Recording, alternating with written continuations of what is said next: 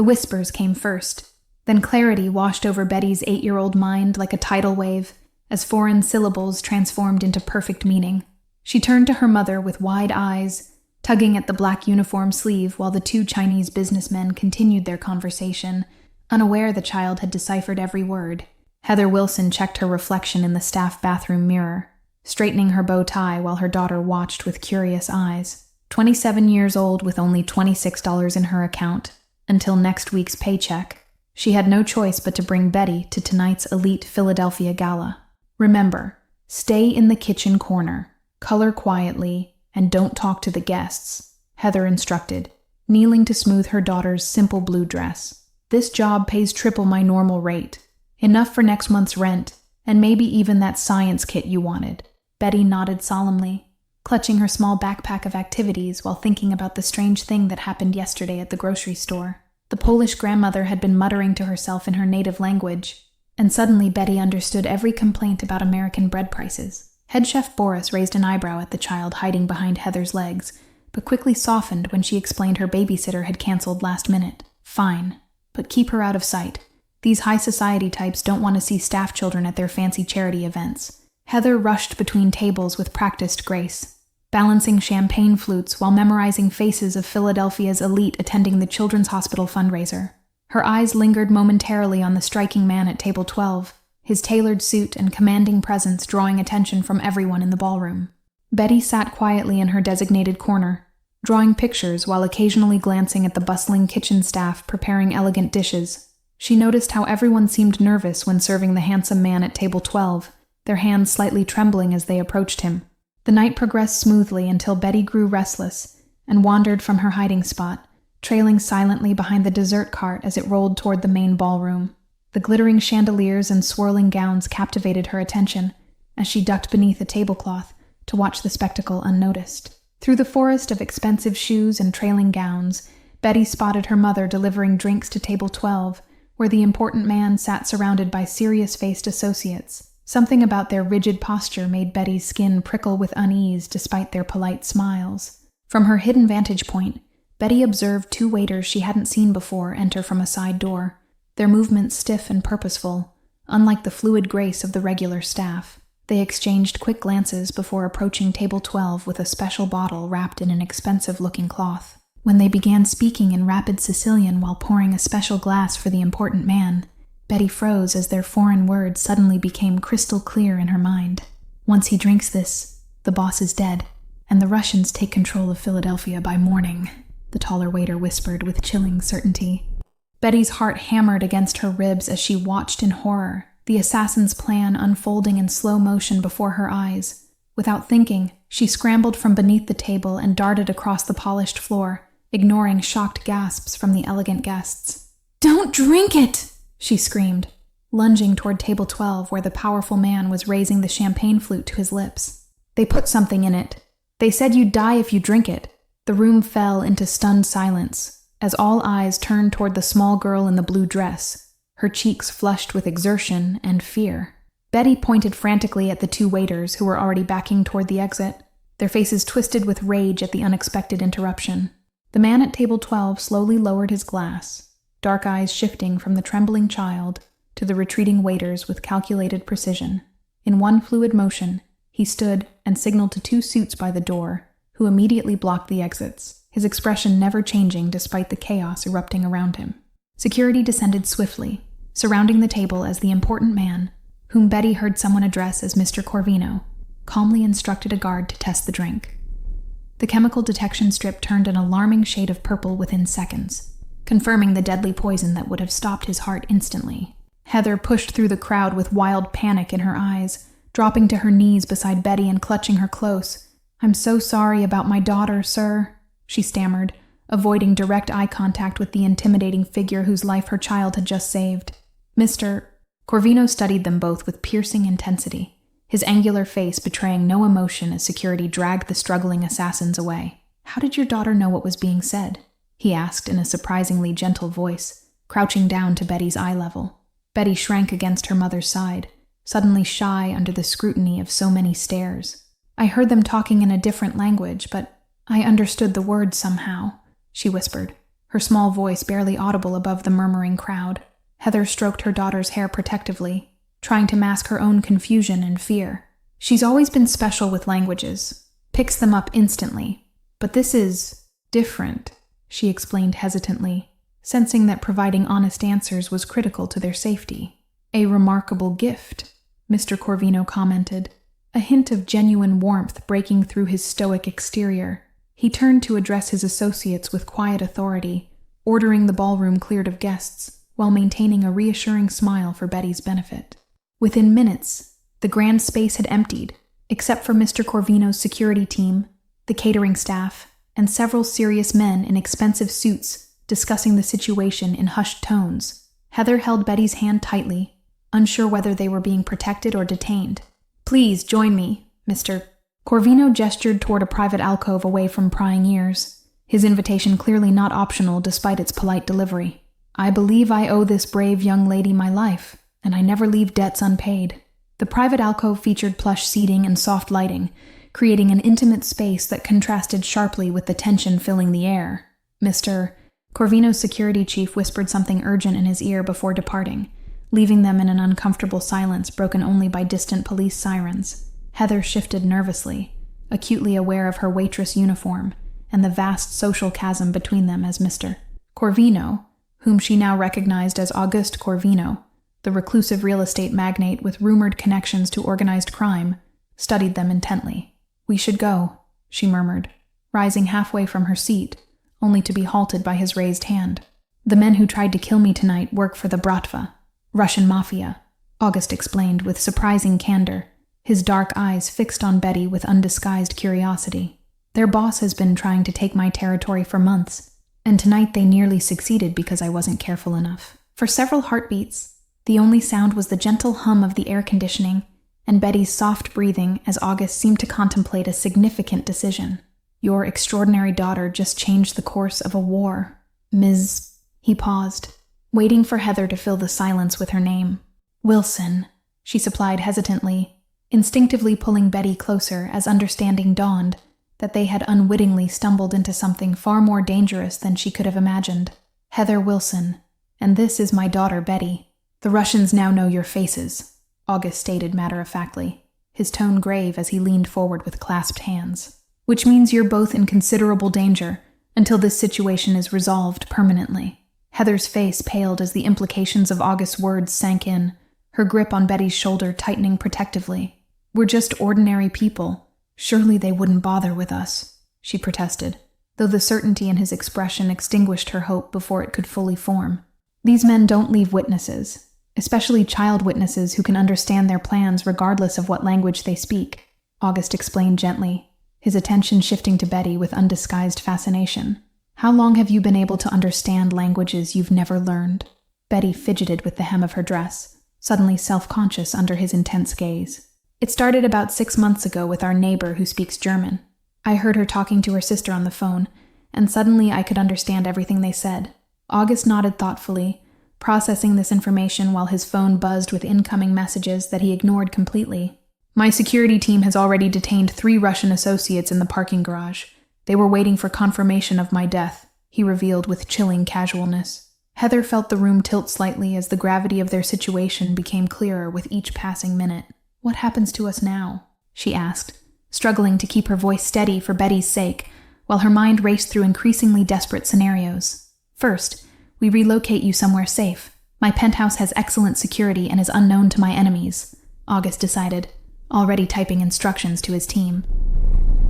"By morning, I'll have a more permanent solution arranged for your protection." Betty watched him curiously, her young mind somehow sensing the complex calculations happening behind his composed exterior. "You're not really just a businessman, are you?" she asked innocently, causing a rare smile to flicker across August's stern features. "Perceptive child," he remarked approvingly, meeting Betty's gaze with newfound respect. "Let's just say I have varied interests across Philadelphia that require particular management skills." The relative calm was shattered when August's security chief burst into the alcove, his usually impassive face tight with urgency. "Sir, we've intercepted communications. They've deployed a second team to ensure the job is completed," he reported tersely, pointedly glancing at Heather and Betty.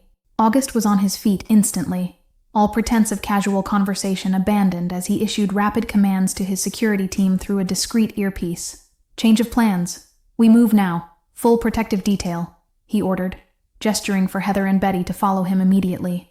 As they hurried through a hidden service corridor, Betty suddenly clutched her mother's hand, whispering urgently, "Someone's speaking Sicilian again. 2 people behind the kitchen door." August stopped immediately at her words, signaling his guards to investigate with silent hand gestures. Within seconds, gunshots echoed through the corridor as August's men neutralized the threat, confirming Betty's warning with grim efficiency. Heather stifled a scream, covering Betty's ears while August regarded the child with newfound appreciation for her extraordinary ability. "Your daughter's gift may have saved us twice tonight," August murmured to Heather, as they were quickly escorted to an armored SUV waiting at the service entrance. "She might be the most valuable asset in this city right now." Through the tinted windows, Betty watched Philadelphia's glittering skyline blur past, her small hand still clutching her mother's, as she processed the terrifying, yet exhilarating events of the evening. Something fundamental had shifted in their lives, and despite her youth, she understood they could never return to the way things were before. August Corvino's penthouse sprawled across the top floor of the most exclusive building in Philadelphia, its floor-to-ceiling windows offering a panoramic view of the city he effectively controlled. Betty pressed her small palm against the cool glass, marveling at the twinkling lights below while her mother paced nervously behind her. "Your daughter's ability isn't just unusual, it's unprecedented," Dr. Preston remarked, closing his medical bag after examining Betty. "I've worked with linguistic prodigies before, but instantaneous comprehension of unlearned languages defies current scientific understanding." Heather sank onto the luxurious sofa, exhaustion finally catching up as the adrenaline ebbed from her system. "She's always been bright, but this started 6 months ago after a high fever. I thought she was just good with languages," she explained, watching Betty explore the lavish apartment with childlike curiosity. August's phone buzzed continuously as reports flowed in from his network across the city. 3 more Russian operatives captured, surveillance established around Heather's modest apartment building, and intelligence suggesting the Bratva leadership remained unaware their assassination plot had failed. The power balance hung precariously in limbo, dependent on maintaining the illusion of normalcy. "My men intercepted this at your apartment," August said, handing Heather a crudely written note in Russian. "They were already looking for you. This confirms they know about Betty's ability and consider her a significant threat to their operations." Betty wandered back from the window, drawn by the tension in adult voices. "I could help you understand what they're saying if you need me to," she offered innocently, unaware of the strategic value her extraordinary gift represented in the ongoing power struggle between criminal organizations. Heather shook her head firmly, maternal protectiveness overriding everything else. "Absolutely not. She's a child, not a weapon in your war," she snapped at August, momentarily forgetting who she was addressing until his intense gaze locked with hers. Instead of the anger she expected, something softer flickered across August's face. Respect, perhaps even admiration. "You're right," he conceded with surprising humility, crouching to Betty's level. "You've been very brave, but your only job now is to stay safe while the adults handle this situation." The temporary peace shattered when August's security chief burst through the door, his normally composed demeanor fractured by urgency. "They've compromised Officer Simmons. We have a leak in the police department," he reported tensely, eyeing the civilians with obvious concern about speaking freely. "Tell me," August commanded, his posture shifting subtly into something more dangerous as he moved protectively closer to Heather and Betty. "Whatever it is, they need to know the reality of what we're facing." The security chief nodded grimly, lowering his voice despite the soundproofed walls. "The Russians believe you survived their attempt, but are weakened. They're planning to strike all your businesses simultaneously tomorrow to force you into the open, using civilian casualties as leverage." Heather gasped, her hand finding Betty's shoulder instinctively as the implications became clear. Dozens, possibly hundreds of innocent people would die in this power play. "You have to warn them. Evacuate the buildings," she urged, her previous distrust temporarily forgotten in the face of impending tragedy. August's expression hardened into something terrifying, yet oddly reassuring, the face of a man accustomed to impossible decisions with lives hanging in the balance. "I'll do better than warn them," he stated with quiet intensity. "I'll end this tonight." Betty tugged suddenly at August's sleeve, her small face serious beyond her years. "The man who was watching us from the building across the street," He was talking to someone on the phone in Sicilian about a tracker, she revealed, pointing toward the window where she'd been standing earlier. In a blur of controlled violence, August's security team sprang into action, sweeping the room with electronic detection equipment until they discovered the miniature tracking device hidden in the lining of Betty's backpack. The sophisticated Russian technology confirmed their worst fears. The enemy was closer than they'd realized. The helicopter landed on August's secondary property, a sprawling estate outside city limits, surrounded by dense forest and state-of-the-art security systems. Betty watched with wide eyes as armed guards patrolled the perimeter, their silhouettes barely visible in the pre-dawn light filtering through bulletproof windows. "You'll be safe here," August assured them, leading Heather and Betty through the elegant great room toward a wing specially prepared for their arrival. "My most trusted people are handling the situation in Philadelphia while we remain off-grid until the immediate threat is neutralized." Heather noted how different August appeared in this environment, less the polished businessman and more the strategic commander, issuing orders with quiet authority while maintaining constant awareness of their surroundings. She found herself oddly comforted by his competence despite the circumstances that had brought them together. Over breakfast prepared by August's private chef, Betty surprised everyone by addressing August in flawless Sicilian, perfectly mimicking his native dialect after hearing only fragments of phone conversations. "You speak like your grandfather did," she commented innocently, unaware of the profound effect her words had on the typically stoic man. August froze momentarily.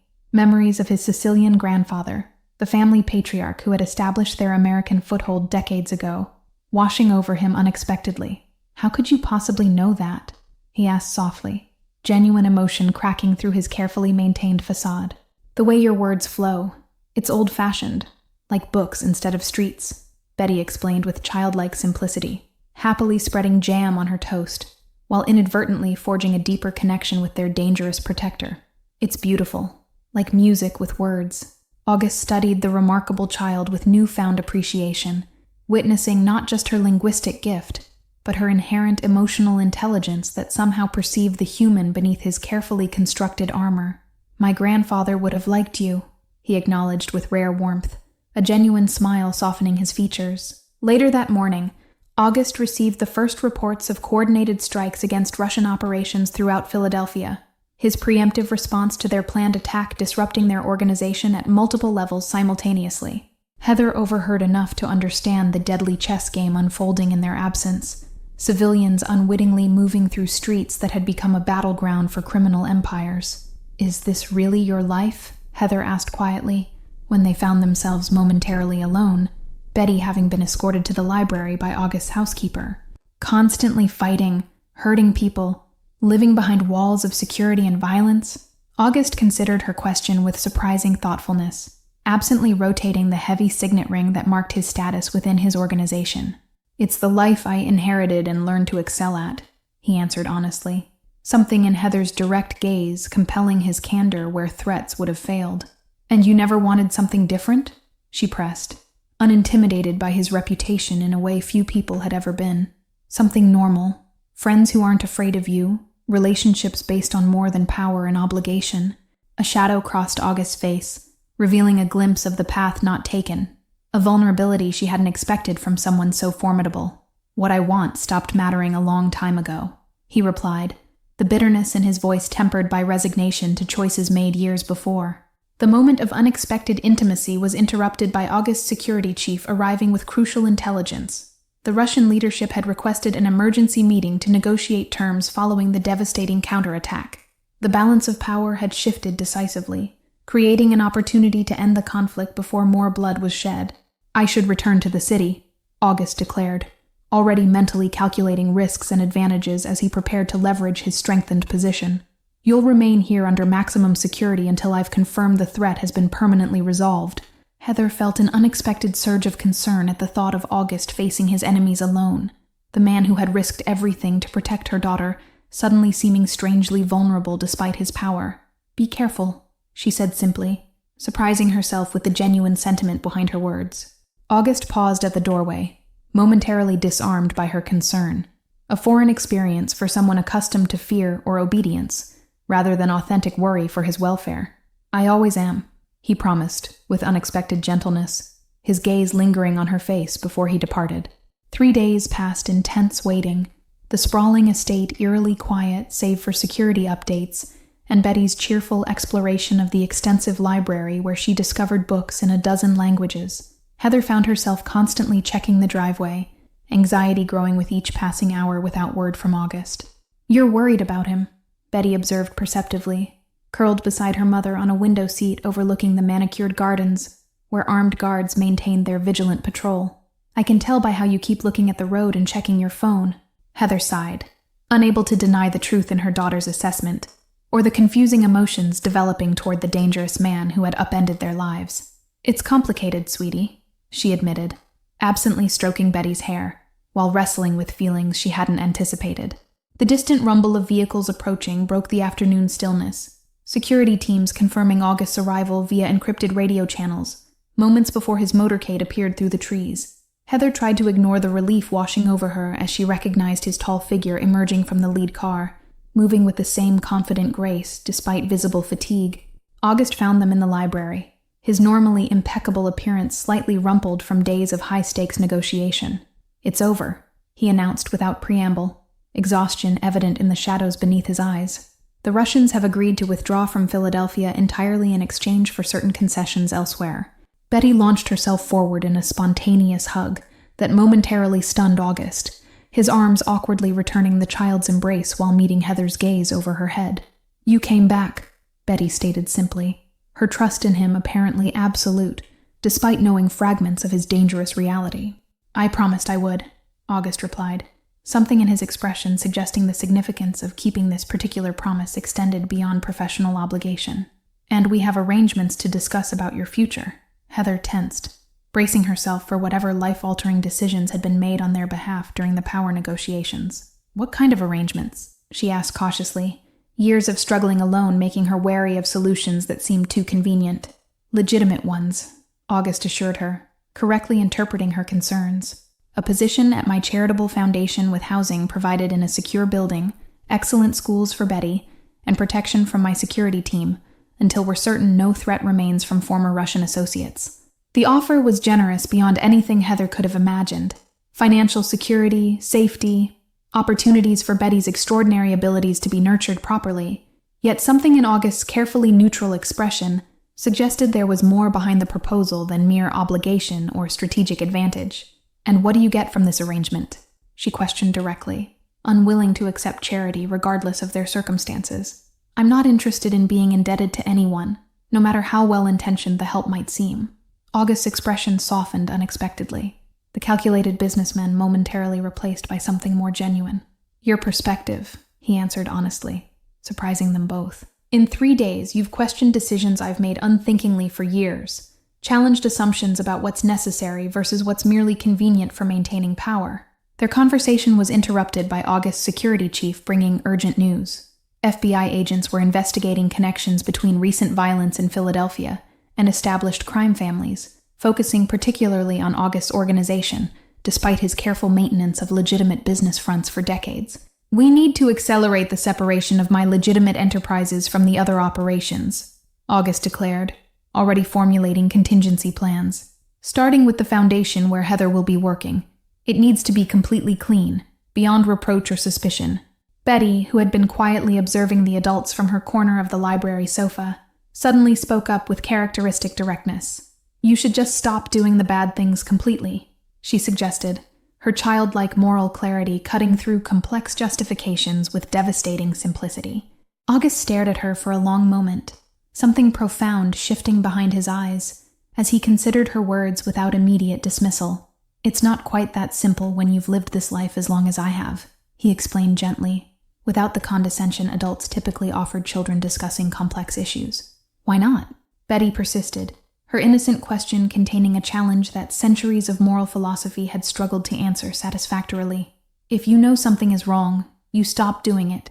That's what Mom always teaches me." Heather watched a silent transformation occur as August considered Betty's question with unexpected seriousness. The hardened crime boss confronted with essential truth delivered through a child's uncompromising perspective. "Your daughter might be wiser than all my advisors combined," he acknowledged with a rueful smile.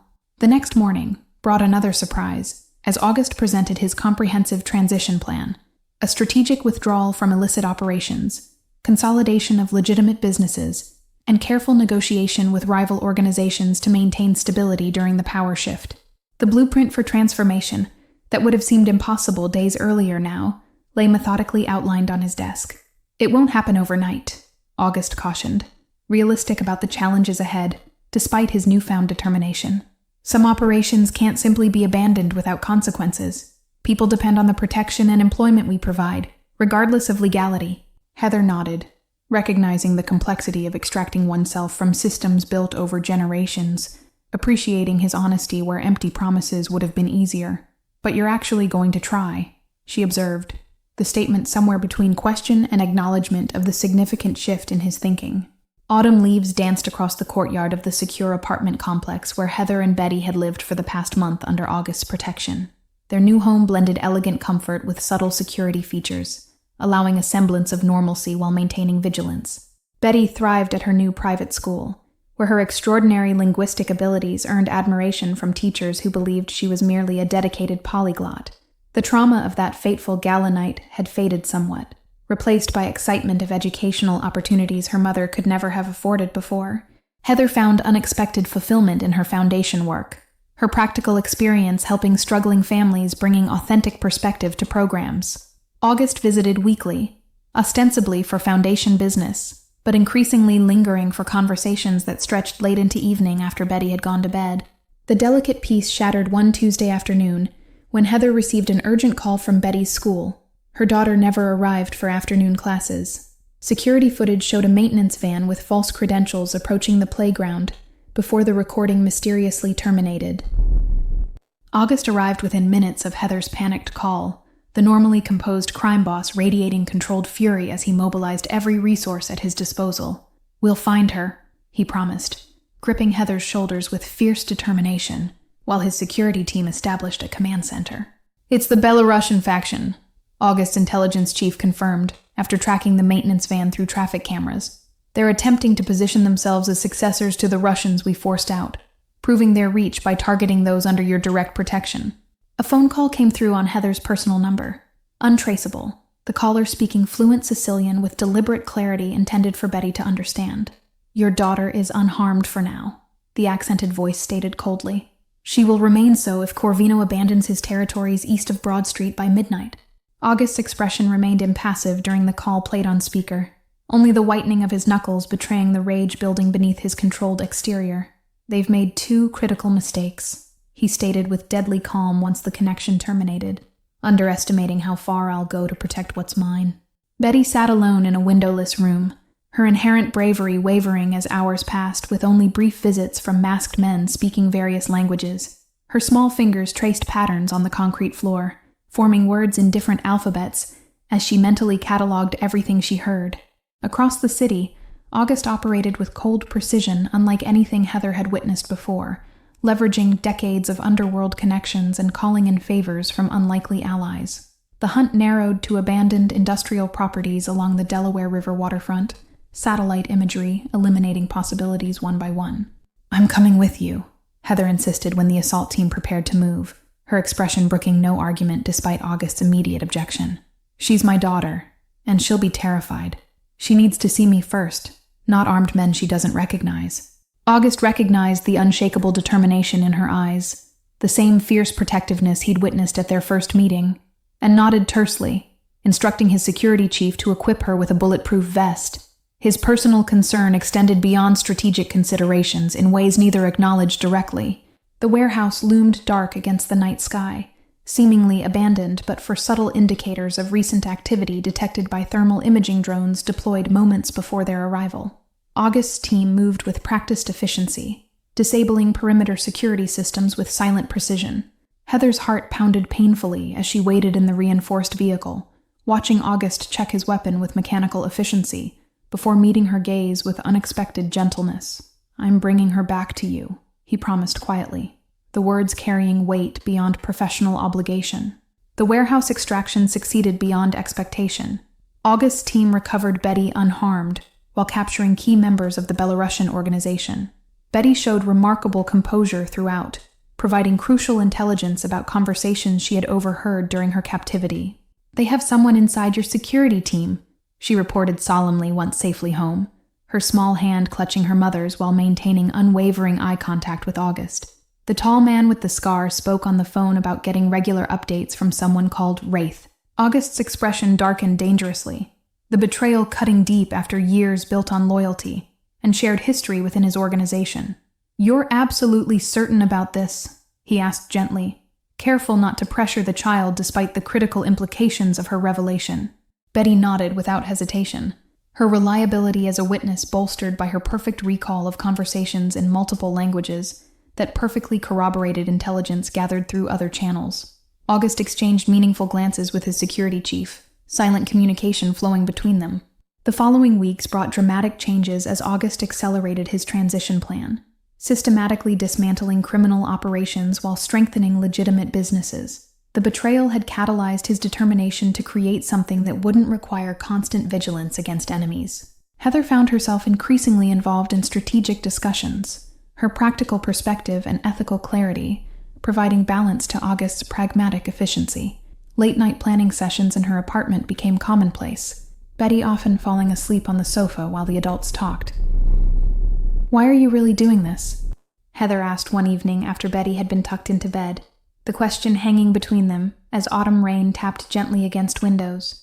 "The truth, August, not the practical justifications you explained to your lieutenants." August considered her question with characteristic thoughtfulness, absently rotating the signet ring that symbolized generations of family power. "Initially, survival, adapting to changing circumstances," he admitted, his gaze fixed on distant memories.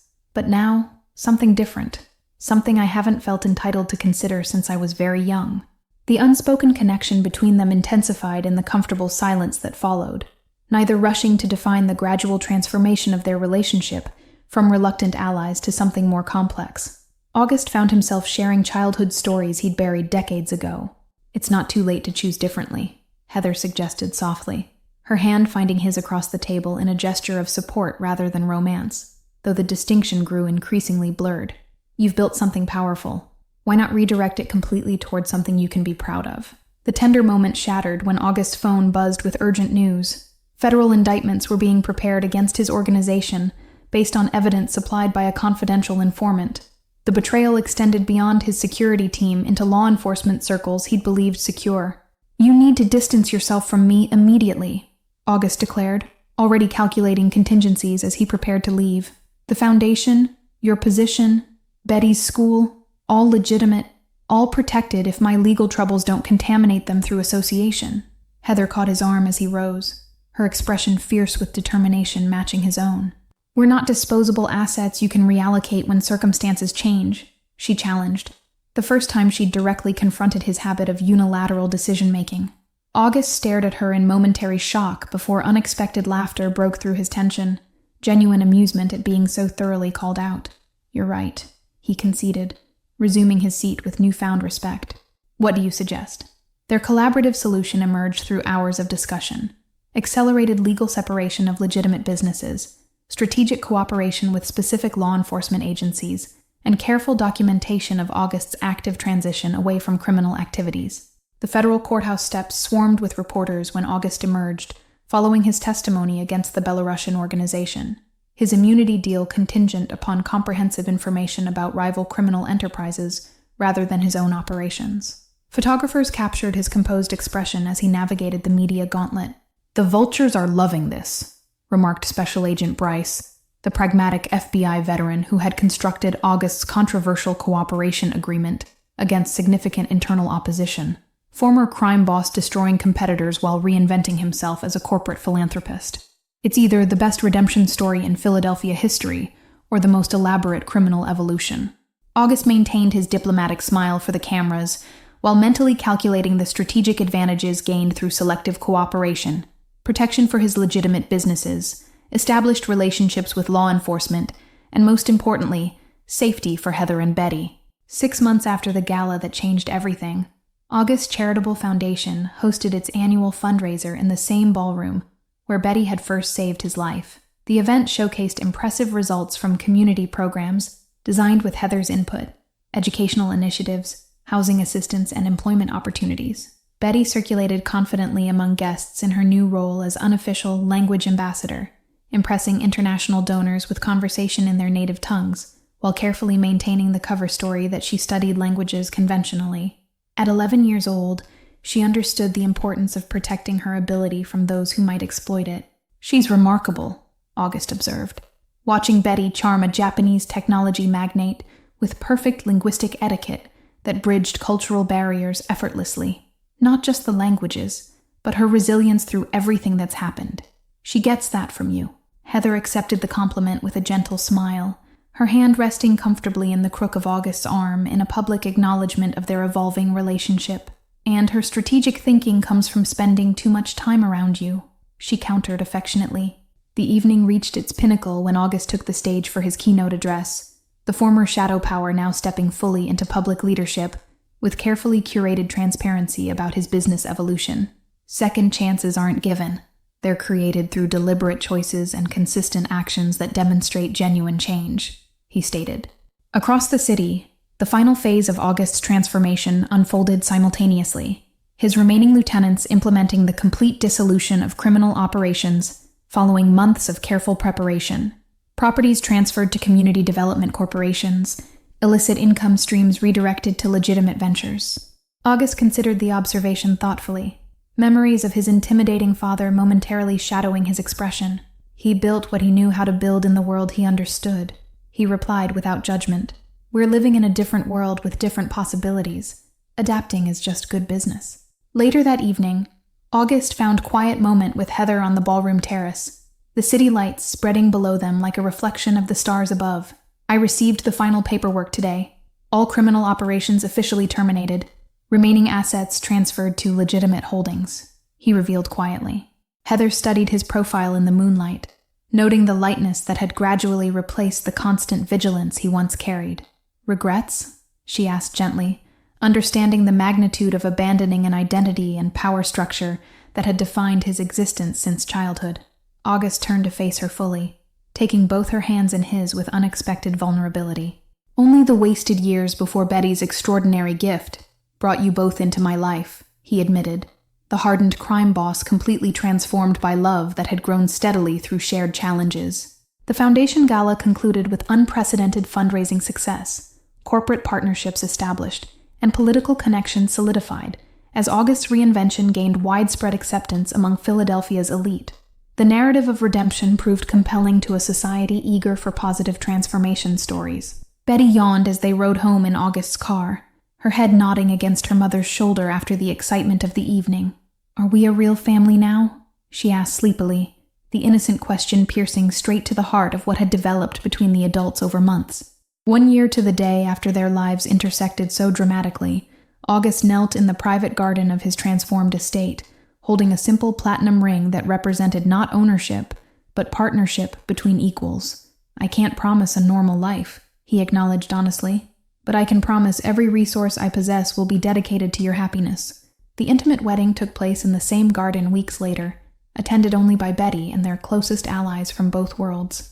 Betty performed her proudest role as translator for August's elderly Sicilian relatives, her gift bringing together disparate parts of their unusual family. Thank you all for following this story. If you're enjoying it, write in the comments where you're watching from, and don't forget to like, subscribe, and share the video